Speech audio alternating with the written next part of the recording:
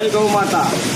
આજ રોજ બોટાદ સંપ્રદાયના તેમજ પાળિયાદના પુત્રી રત્ના કે જેમનું બાબરકોટ વાડીમાં નૂતનીકરણમાં ખૂબ જ મોટું યોગદાન રહેલ છે, તેમના ચાતુર્માસ પૂર્તિમાં પ્રેરક પરિવાર તરફથી બાબરકોટ વાડીનું નૂતનીકરણ થયેલ એવા પરમ પૂજ્ય શ્રી ગુણવંતીબાઈ મહાસતીજીની આજે પ્રથમ માસિક પુણ્યતિથિ નિમિત્તે પાળિયાદ મહાજન પાંજરાપોળના અબોલ પશુઓને લીલો ઘાસચારો, ગોળ, રાજદાણ, ફ્રૂટ, ફળ આદિનું ભોજન કરાવવામાં આવેલ છે।